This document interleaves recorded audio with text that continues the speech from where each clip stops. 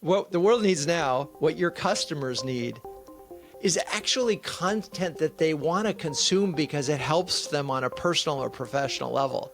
And everything else is just spam. Influential and thought-provoking minds in marketing, sales, and business. The Business of Marketing Podcast. Welcome again to the Business of Marketing. I'm A. Lee Judge. For marketers within companies, one of the most common people we have to work with or please is the CMO. If we are the CMO, we have pressure to perform under sometimes unreasonable conditions and struggle for confident footing in the C-suite. To help us peer into the world of the CMO, today we're talking to someone who has interviewed hundreds of CMOs, resulting in highly acclaimed books he's written and a strong community of CMOs that continues to grow. So with us today is Drew Neisser. Hey, Drew. Hey, Lee, how are you? Good to be with you today. Good. Looking forward to the conversation because, as marketers, we either CMOs or reporting to CMOs, and it's, we don't always understand the pain of each other's roles in businesses. And so I want to dig into some of that today. Awesome. Let's do it. All right. So you have this community called CMO Huddles, and through CMO Huddles, you have the opportunity to engage with numerous marketing leaders in a peer-driven environment, I guess you'd say. So what are some of the surprising insights you've recently gained from these discussions? Well, one of the place I would start with is the word empathy. I empathize with the challenges that CMOs are facing more than it's like every time I think this job is hard, I realize, no, whatever I thought it was, I need to go up one more. It's like we got to 10. Nope, it's 11. It's a really, really hard job. And fundamentally, the reason it is so hard is that, one, it's bespoke and it's different in every company. Two, most of the time, CMOs report to people who have no experience in marketing. Mm-hmm. And the result is, it's like a CFO, reports to a CEO. That CEO understands finance because it wouldn't be the CFO if they didn't. Or, I mean, they have some sense of it. You've got to get more money in than you spend. Yeah, right. And with marketing, because, some would blame the CMO and the marketer, but marketing touches a lot of ground, and marketing has the potential to be absolutely the highest leverage opportunity for CEOs, and the CEOs just don't understand what that looks like. It's interesting. Someone recently asked me why I didn't write the book that I just wrote recently while I was still in corporate. And I clearly stated that there's some things that I would have wanted to write that would have gotten somebody under somebody's skin. Like, the phrase, a hit dog will holler. I was throwing some rocks and I'm sure that I would have hit somebody and like, hey, is that about me? So, because I was kind of unraveling these things that CMOs have to deal with. And as you said earlier, one of my biggest pains was the CMO didn't get the respect from the C-suite, or even working under the CMO. People don't understand all the intricacies of marketing. And when you try to sell it up the ladder, they don't get it. And let me ask you about that part, the internal part. Yes. We've both written extensively about marketing and sales alignment, and we know that internally, marketing leaders have to work to move their visions forward. So what are some strategies you've experienced to help CMOs effectively market their vision inside the company? So first of all, what I would take out is the word their vision. I mean, I think that it's a shared vision, and the minute the CMO feels like they are the ones, that's their idea, they're in trouble.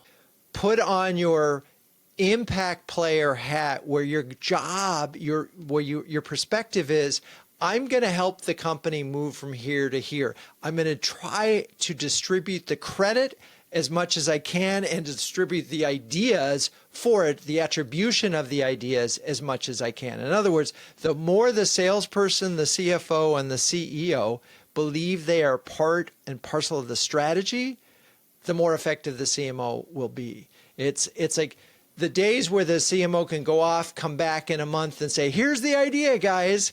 That is absolutely a sure way of failure. And it's particularly true with the salespeople. If you get down to the program where you decide we're going to do an ABM program, first of all, it's misnamed because it's, account-based marketing. It's account-based revenue growth, right? That's the goal. And if you focus it as a marketing program, it'll fail because sales has to buy into everything, how we define the target, how we define the definitions of what's a lead, what's an opportunity, and what are our commitments to each other. So again, we're going to put the word, I did this. We did this. And we're going to really emphasize the we perspective. So when things are working, marketing and sales are presenting the same deck to leadership. When things aren't working, marketing is presenting, hey, look at all the great stuff that we're doing. Sales is saying, yeah, well, if it was so great, why aren't our sales better, right? It's just, you can't say marketing is great if sales sucks. It's a problem. You can't. Then we can get to a different issue, which is related to this. There is an impression in the world, particularly in B2B, which is what I spent all my time on, that you could put in $1 like a gumball machine or a vending machine, and out pops revenue. Yeah. And there's an expectation, only spend money on things that will drive revenue. So here's a great example. And I love talking about this because the time frame isn't what people want. Analyst relations. Everybody knows that if you're in the Forrester wave or the Gardner wave and you're up in that's going to make it easier for you to close. And in fact, if you're not there, it's going to make it harder for you to close. Everybody knows that. Sales knows that. Marketing knows that. Even the CFOs get that. But when you say to a CFO or a CEO, it's going to take us 18 months to build those relationships, to build the trust where it's a two-way street, where the analyst is sharing what they hear from our customers, where we're sharing what we learn from our customers. And it's an educational program where it's symbiotic and everybody's working together to help the analysts do their jobs better. That takes time. And money. And money. The payout's real, but it's 18 months. Yeah. And, oftentimes CMOs don't even get 18 months because you've got, 10 years, people. what, 2 years, 2.5 years? No, it depends. I mean, again, if you broaden it out and you look at Fortune 1000 companies as well, it's 4 years, 4.3 years. That was a recent study that I saw. I mean, there are other studies that suggest it's shorter than that, but part of that is unfair because a lot of great CMOs do their 3 years and then they go to a bigger brand. So and I know many of those in our community, they've done their 3 years, they've had a lot of impact and they're ready to move on.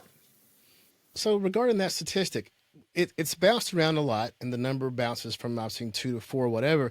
I guess what's missing in that, this is what I'm getting from what you're saying, is voluntary versus involuntary.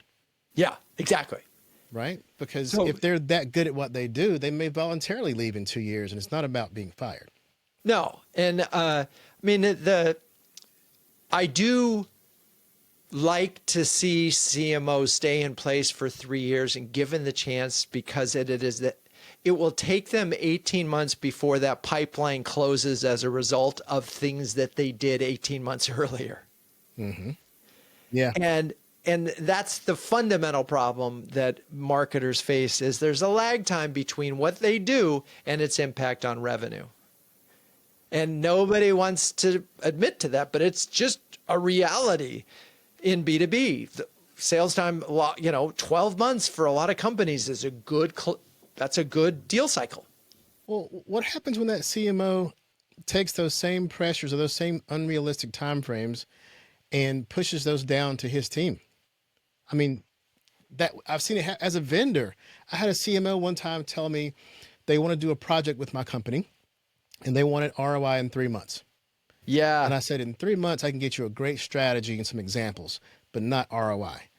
And that's we actually turned down half of the scope because we knew it was unrealistic and gave them a strategy in 3 months and examples. And it makes me wonder, was that CMO wanting more perhaps and just had restraints from above that he couldn't do more, or if maybe they just didn't realize that was unrealistic? Well, Here's what I can tell you, because it's funny that I wrote a rant about this just recently.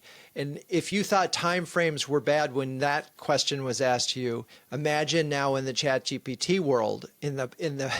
It's ridiculous. CMOs are. I sat next to a CEO who was saying, I saw this presentation at HumanX that someone created a brand in 5 minutes. So I just told my creative director that they have to work 5 times faster.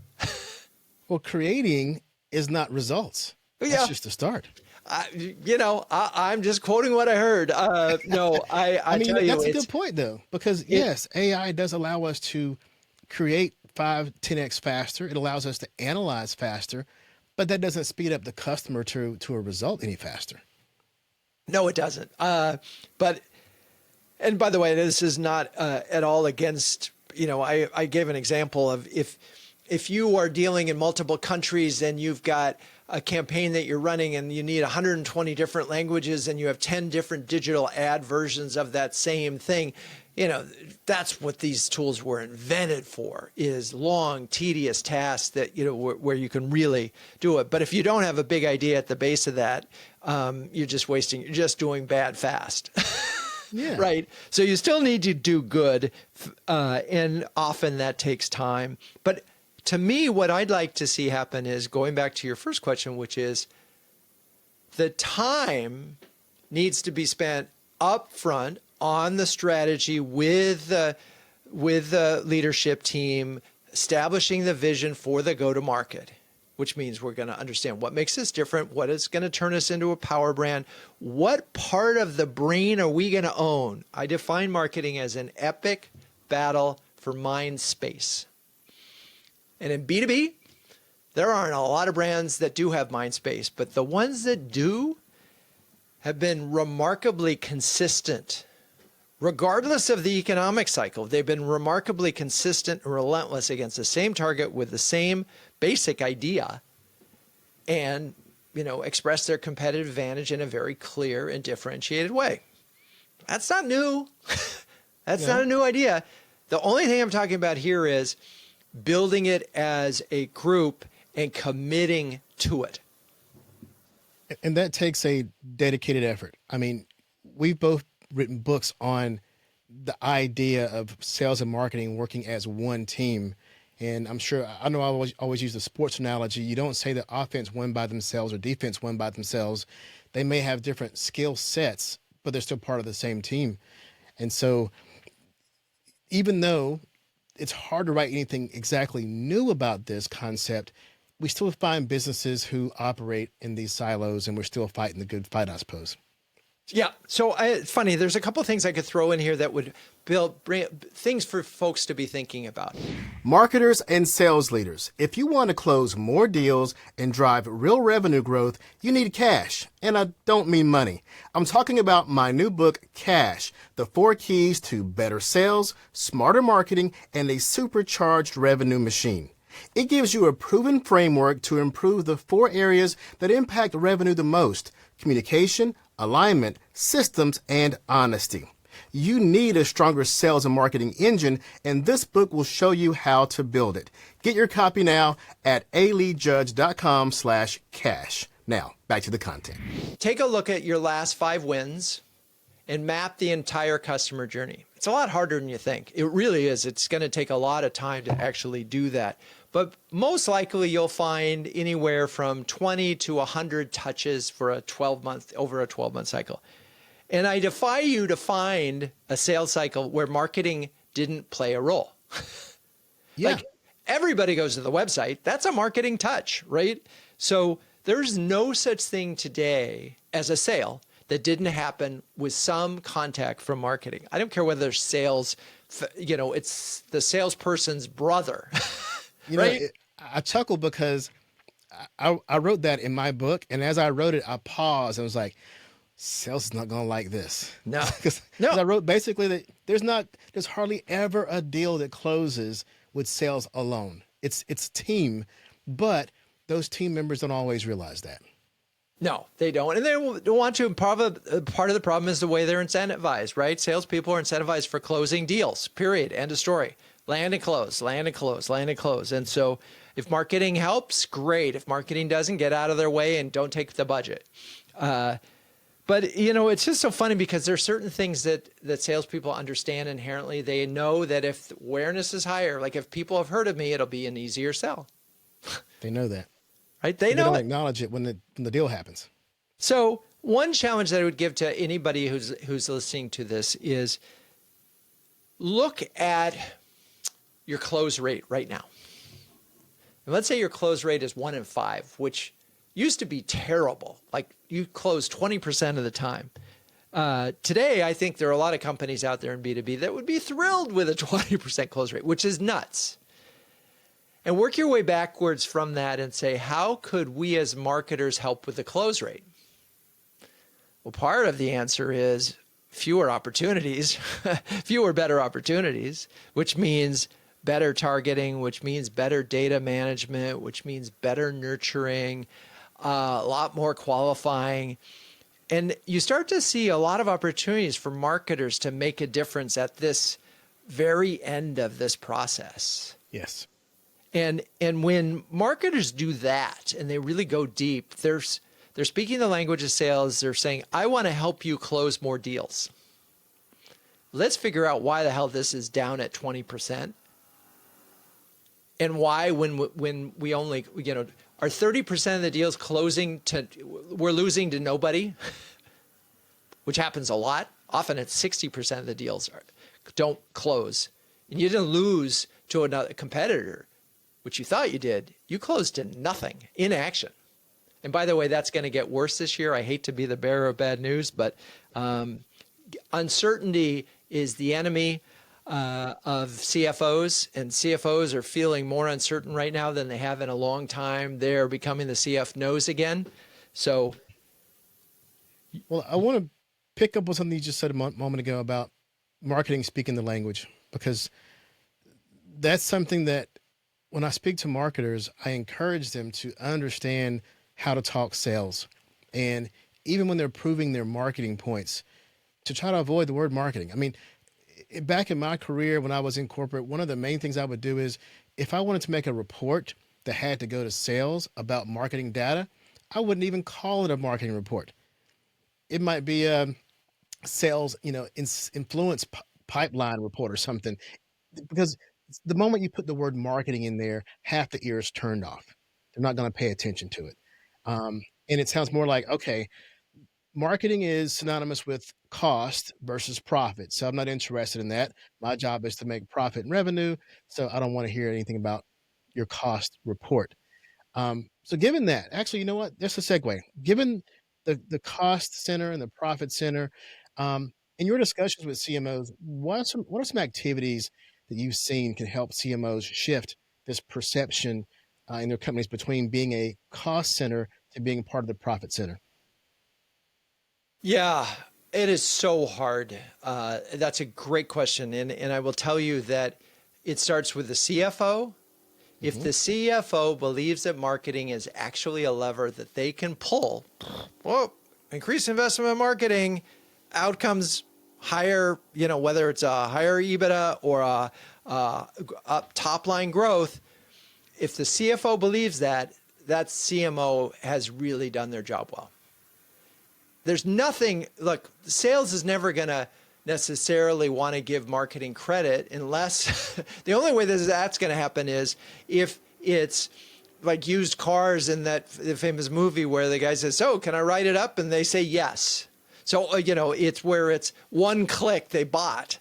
Then, okay, you'll get some credit. So that is a big deal as the CFO. And then again, if the CFO and the CMO and the CRO are actually together saying, you know what, here's our goals for next quarter, here's our goals for next year, here's our goal for, hopefully the CMO is insisting 2 to 3 years out because some of their work will have longer term impact.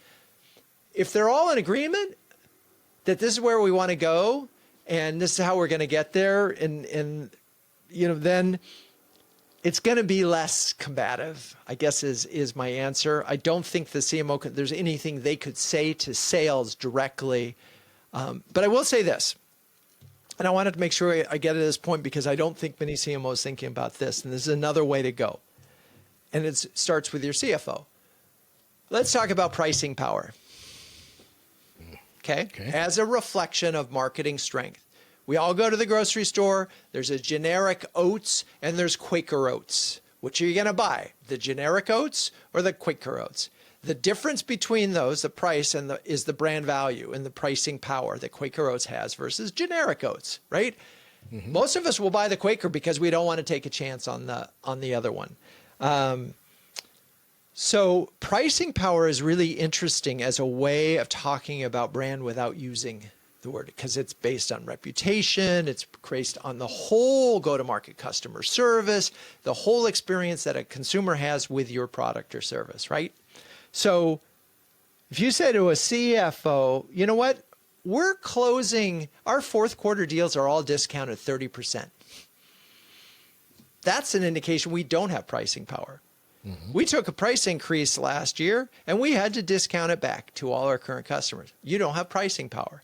So then you can start to say, well, why don't we have pricing power? And what would we have to do to get it? And how would that improve our margins if we didn't have to discount, if we could hold our price increase? Suddenly the CMO is just another business executive solving the biggest problems the company has. And that's where, great CMOs are business executives that are responsible for marketing, not marketers who have been, who've been thrown on the leadership committee. And what you said there is, again, a way to speak marketing up the ladder without saying the word marketing, right? That's how you have the conversation without actually turning those ears off and saying it's a marketing conversation. Now it's a business conversation. It's a revenue conversation. I feel the same way. Yeah, we're going to find some euphemisms that will allow us to talk about the power of marketing without ever having to use the word. One is pricing power. Two is reputation. If you're a marketer struggling to create content that's truly unique to your brand, here's the key. Your experts and executives are your most valuable content assets. Conversational content like videos and podcasts featuring your team stand out above all other content. So, instead of creating content that sounds just like your competition, start leveraging the unique voices inside your company. Thought leaders and authentic conversations build credibility and engagement. At Content Monster, we specialize in remote content production, meaning we coach your people to be comfortable on camera, then we capture and produce high-quality videos and podcasts featuring your team and customers. No need for expensive production crews, long production plans, or complex setups. Want to see how it works? Visit contentmonster.com today to learn more. One is pricing power. Two is reputation. And reputation is such an interesting word because we all get it. Like Lee, you have a reputation in your community and you can pick any community you want. And I know Lee, he's a great podcaster. I know Lee, he's a great marketer. He's a good, reputation is something we all feel is very personal. Mm-hmm. But that CEO goes to a group of his, he's in a book club and it's like, what company do you work at again? I haven't heard of it. It's like, that's when they feel reputation at the core. And they inherently know that a good reputation opens doors and a bad one closes doors. So now if the CMO follows that up and say, wouldn't it be great if we could track the reputation and the impact that's having on our pipeline? And it turns out that you can track a couple things. You can track reputation really cheaply, mm-hmm. and you can show correlation. If your reputation goes down for whatever reason because you cut the PR budget, guess what? 6 months from now, you'll see a drop in your reputation score, and then you'll see a drop in your pipeline. It's going to happen. It's all connected. And you mentioned earlier about, the CMO getting the CFO to pull that lever, perhaps, let loose some funds or some resources. And you talk about reputation, which is something that marketing has to create. So let's bring those two things together, because as an agency, I'm often contacted by marketing leadership because they've been pressured to create more content, perhaps for their reputation, with fewer resources. I mean, this is a common stressor we know that most marketers have. So what are some innovative approaches that CMOs could take to balance that creativity with also cost efficiency? Yeah, well, that's probably one you could answer pretty well too. I mean, I think again, if you can get back to what is our differentiated story that we're trying to implant in the individual's mind? What are the connections that we were building that gives them some kind of emotional hook and a relevant hook? There's a reason why you see penguins in the background of that they're part of our community. I wear the silly penguin hat all the time. It's part of our brand. It's deeply embedded in our brand, and because we have penguins, because a group of penguins is called a huddle. It's an element of fun. It's an element of visual differentiation. It's something that we can use in various ways to create a bond with our customers and stay there. Now, if I have that core brand idea and differentiated notion, then getting to the more content with fewer resources is possible. Mm-hmm. And all these tools can be really, really helpful, the generative AI tools. But if you don't have that, what you're going to end up with is a lot of stuff. And more content is not better content. What the world needs now, what your customers need, is actually content that they want to consume because it helps them on a personal or professional level.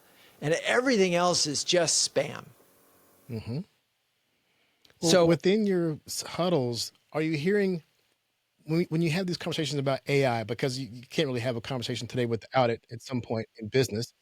So within your CMO huddles, are you hearing conversations beyond creation, like beyond content creation, or are they using it yet to, for analysis and planning and strategy?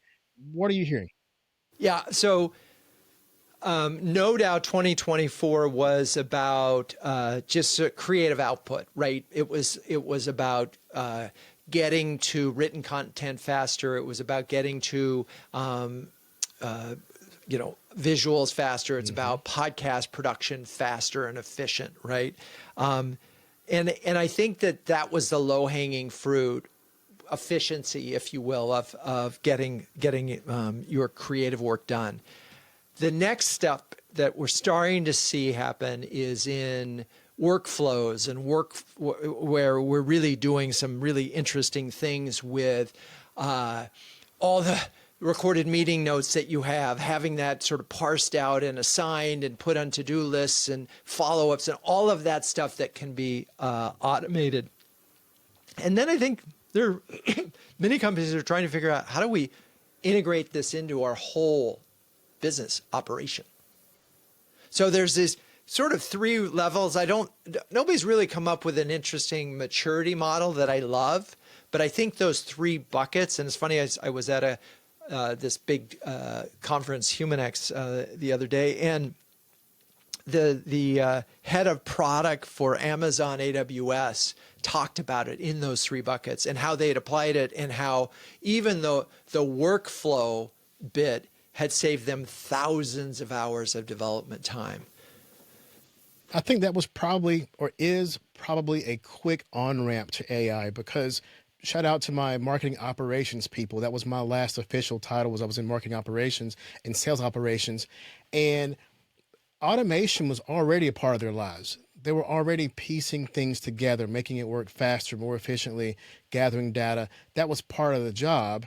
And so for them, getting AI is like just getting a jolt of energy, a mind put into the engine they already had.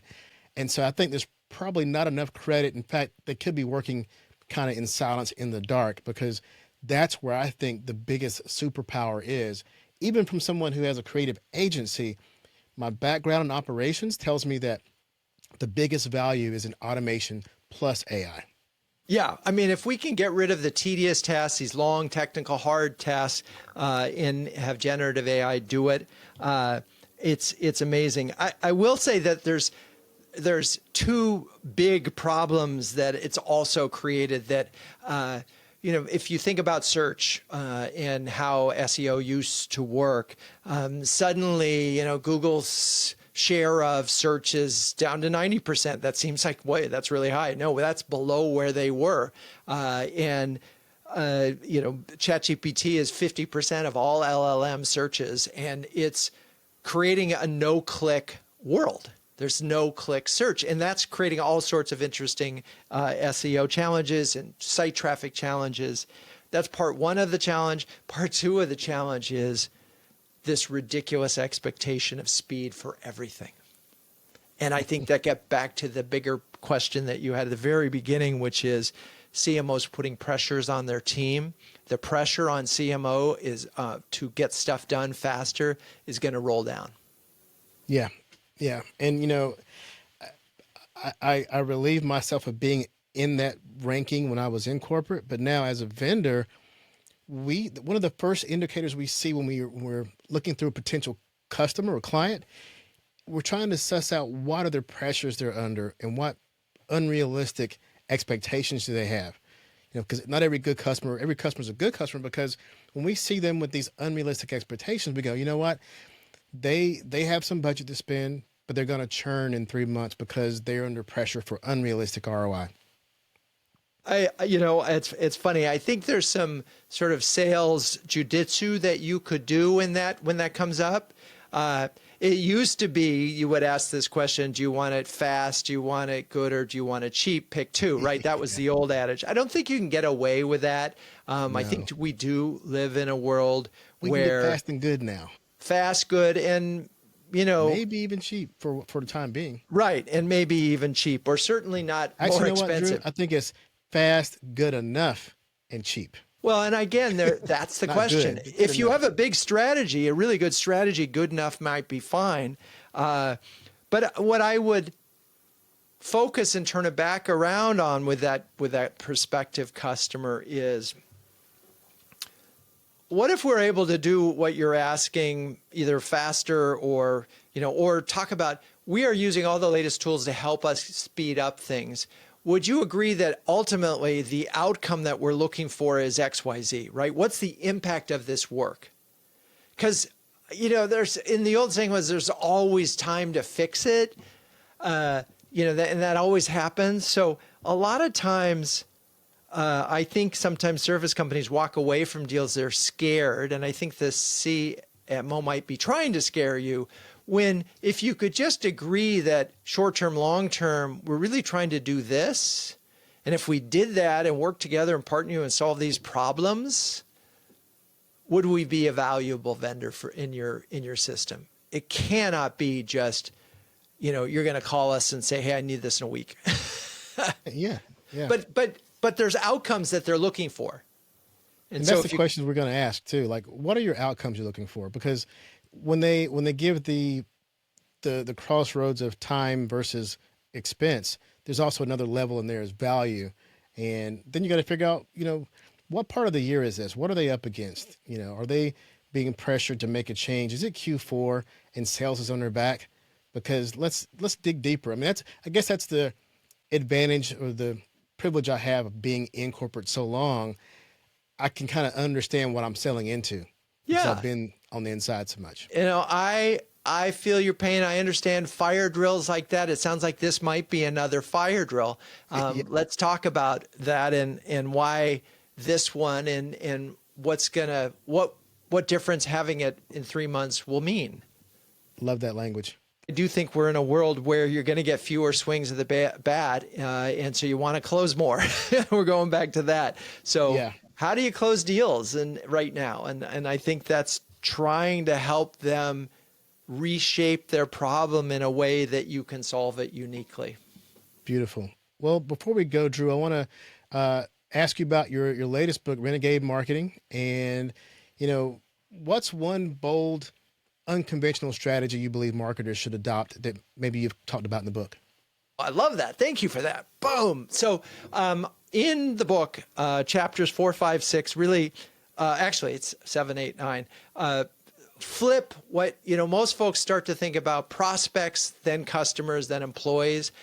I sort of say, do it the other way. If you want to build a company, a great company, not one necessarily want to flip tomorrow, but maybe even then, get your employees on board. If they're not on board, that's a real problem. You're not going to be able to sell your customers. And then get your customers into advocates, because if you can get them to do selling to your prospects is going to be easy. But if your customers are unhappy, full stop.